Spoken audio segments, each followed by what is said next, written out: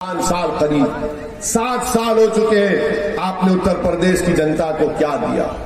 आप कह रहे हैं कि नमक मेरा खा रहे नहीं। प्रधानमंत्री जी, अगर मैं पेट्रोल डीजल डलाता हूं तो उस पर जो टैक्स सरकार लेती है आपकी, उससे आप गरीब को राशन देते। आपको एहसान नहीं कर रहे। अगर कोई एक माँ अपने भूखी औलाद को बिस्किट का पैकेट खरीदती है तो उस पर जीएसटी लगता है और उस जीएसटी से आप गरीब को उसको आप राशन देते हैं। मगर देश के प्रधानमंत्री समझते हैं कि मैं प्रधानमंत्री नहीं हूं, मैं दिल्ली का बादशाह सलामत हूं। ये इनकी बहुत बड़ी परेशानी है। मेरे अजीज दोस्तों और बुजुर्गों, एक और अहम बात आपको बताना चाहते थे कि यहां पर समाजवादी के जो प्रत्याशी हैं बहुत अनाप शनाप हमारे बारे में बक रहे हैं। हम उनसे कहना चाह रहे हैं, भाई साहब हमारे मुंह मत लगो आप।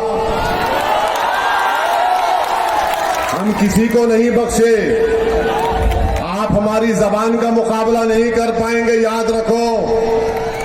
अब आप ज़ईफ हो चुके हैं, घर में बैठो, दुआ दो, मेरी सरपरस्ती करो। ये दौर नौजवानों का है, ये जज्बाती नौजवानों का दौर है। और आप कह रहे हैं कि ओवैसी आएगा तो बीजेपी जीत जाएगी। 2017 में तुम क्यों हार गए थे कुर्सी विधानसभा से? क्या मैं वहां जाकर बोला था कुछ? वहां हार गए तो यहां भागकर आए और यहां पर आकर ओवैसी के बारे में कह रहे हैं। सुनो, सपा के प्रत्याशी, मेरी बात को सुनो। मैंने भारत की संसद में अंबेडकर के बनाए हुए संविधान पर हाथ रखकर अल्लाह के नाम पर कसम खाई है कि मैं संविधान को बरकरार रखूंगा। और मैं आपसे कह रहा हूं, समाजवादी पार्टी के प्रत्याशी से, कि इंशाअल्लाह ताला अल्लाह तुमको हराएगा। इंशाअल्लाह ताला तुम किसी की भी कसम खा लो, तुम हारोगे इंशाअल्लाह ताला। 4 मर्तबा के विधायक आपने क्या किया यहां पर बताओ? कौन सा विकास का काम किया? कौम कौम कौम के नाम पर सिर्फ वोट बटोरते रहे, अपनी तिजोरियों को भरते रहे, अपनी मकबूलियत में अपनी आना की तस्कीन की। मगर तुमने इस विधानसभा के लिए क्या किया? तुमने कुछ नहीं किया। आज सपा के लोग ओवैसी पर उंगली उठाते हैं। याद रखो, मेरी जबान से किसी को नुकसान नहीं पहुंचता। हाँ, मेरी जबान से उन लोगों को नुकसान पहुंचता है जो भारत के संविधान की धज्जियां उड़ाना चाहते हैं। मेरी जबान से उनको नुकसान पहुंचता है जो भारत के प्लुरलिज्म को सेकुलरिज्म के खिलाफ है। मेरी जबान से उनको तकलीफ पहुंचती है, उनको तकलीफ पहुंचती है जब हम बाबू सिंह कुशवाहा हिस्सेदारी की बात करते हैं तो सपा के लोगों के सीनों पर सांप लौटते हैं। अरे बताओ क्या किया तुम्हारी सपा ने? मैं बताओ, कौम कौम का नाम लेकर वोट हासिल करने वालों बताओ। मैं आपको आदाद शुमार दे रहा हूं, आपको मैं जानकारी दे रहा हूं कि उत्तर प्रदेश में अगर मुसलमान दूसरे प्रदेश का एक 10 रुपए अगर खर्चता है अपने घर में, तो उत्तर प्रदेश का अल्पसंख्यक समाज का मुसलमान सिर्फ 7 रुपए खर्चता है। कौन जिम्मेदार है इसका बताओ? समाजवादी बसपा के लोगों, मैं जिम्मेदार हूं। 10 रुपये अगर दूसरे प्रदेश में घर में खर्च होता है तो आपके पास सिर्फ 7 रुपये खर्च होते हैं। क्या ये गरीबी नहीं है, मुफलिसी नहीं है? इसके ऊपर कोई जवाब नहीं देते। 10 में से 7 मुसलमान लिखना पढ़ना नहीं जानते, हिसाब किताब करना नहीं जानते। तुमने क्यों नहीं सिखाया उनको? बताओ, सपा बसपा बीजेपी वालों, कौम कौम के नाम पर तुमने वोट लिया। और ये जो कुछ कह रहा हूं, अगर तुमको इस पर शक है तो आ जाओ, वक्त बता दो, जगह बता दो, तुम 5 मिनट सामने नहीं बैठ पाओगे। आप सुनिए आपकी बर्बादी की दास्तान, बर्बादी की दास्तान सुनिए।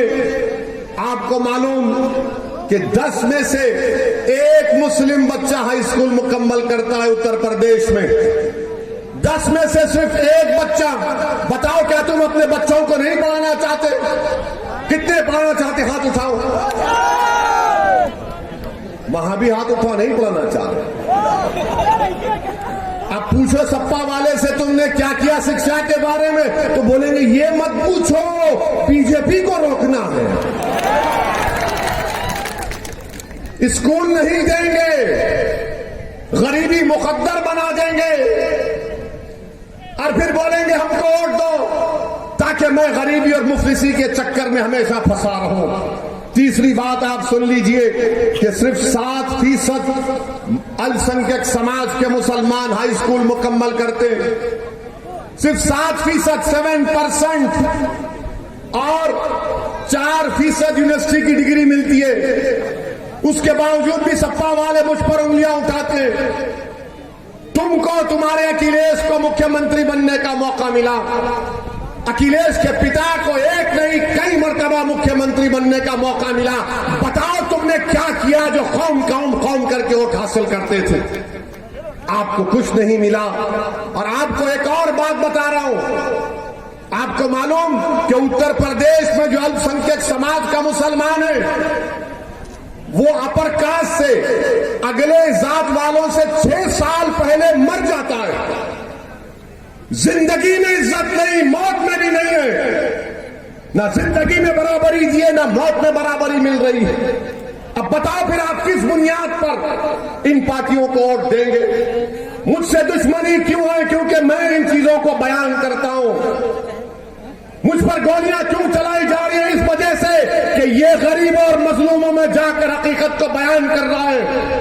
मैं आपको उठाना चाहता हूं, मैं आपको खड़ा करना चाहता हूं, मैं आपको नेता बनाना चाहता हूं। ये मेरी लड़ाई नहीं लड़ रहा हूं, आपके लिए लड़ रहे हैं हम लोग। ये सपा वाले आपको नहीं बताएंगे, ये पूरा डेटा है, आंकड़ा है मेरे पास। अखिलेश क्या कहेंगे? हम अल्पसंख्यक समाज को ई रिक्शा देंगे। अरे ई रिक्शा की जरूरत नहीं है, शिक्षा में स्कूल की जरूरत है, कॉलेज की जरूरत है, गरीबी के खात्मे की जरूरत है। आप वो भी नहीं देना चाहते हमको।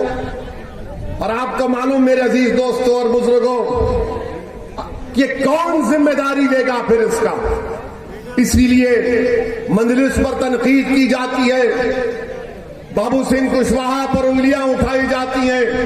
हम आपसे अपील करने आए हैं मेरे अजीज दोस्तों और बुजुर्गों कि आप 27 तारीख के दिन विकास श्रीवास्तव जिसका निशान पतंग है उसके निशान पर वोट डालिए। ये लड़ाई हमारी है, ये लड़ाई आपकी है, और मेरी जिंदगी की कोई कीमत नहीं है। मैं शुक्रगुजार हूं बाबू सिंह कुशवाहा साहब का कि उन्होंने मुझे इतना मान सम्मान दिया, मुझे इतनी इज्जत दी और कहा कि असदुद्दीन ओवैसी के साथ कुशवाहा खड़ा हुआ है। मैं इनका शुक्रिया अदा करता हूं, मगर मेरी जिंदगी की कोई अहमियत नहीं है। मैं दुनिया में आया तो चला जाऊंगा, आपका मुस्तकबिल अहम है। कल आने वाला सूरज जब निकलेगा वो तुम्हारा होगा, याद रखो। और अगर जो गोली हमको मार रहा है हमको मारने दो, हमको परवाह नहीं, हम सिक्योरिटी नहीं लिए। हमने पार्लियामेंट में खड़े होकर कहा कि हमको सिक्योरिटी जेड कैटेगरी की नहीं चाहिए, हमको ए कैटेगरी का शहरी बनाओ आप। अगर ओवैसी को सिक्योरिटी मिल जाएगी और मेरे बच्चों को नहीं मिलेगी तो उसका क्या फायदा? अगर ओवैसी को सिक्योरिटी मिल जाएगी और मेरे 22 बच्चों को CAA NPR के प्रोटेस्ट में गोली मारकर उनको शहीद कर दिया गया तो मेरी जिंदगी का क्या फायदा? अगर 10 में से सिर्फ एक बच्चा हाई स्कूल में पढ़ रहा है तो मैं क्या करूंगा सिक्योरिटी लेकर? अगर 19% में सिर्फ 4% बच्चे ग्रेजुएट हो रहे हैं तो मैं सिक्योरिटी लेकर क्या करूंगा? अगर सबसे गरीब मैं हूं तो मेरी सिक्योरिटी क्या फायदेमंद? सबसे ज्यादा बेरोजगार अगर हम हैं तो सिक्योरिटी लेकर मैं क्या करूंगा? तुमको मालूम उत्तर प्रदेश में ये सपा बसपा वाले आकर कहते कौम कौम कौम। कितने मुसलमानों के पास 2 एकड़ जमीन है? 1%। बताओ फिर क्या होगा आपका?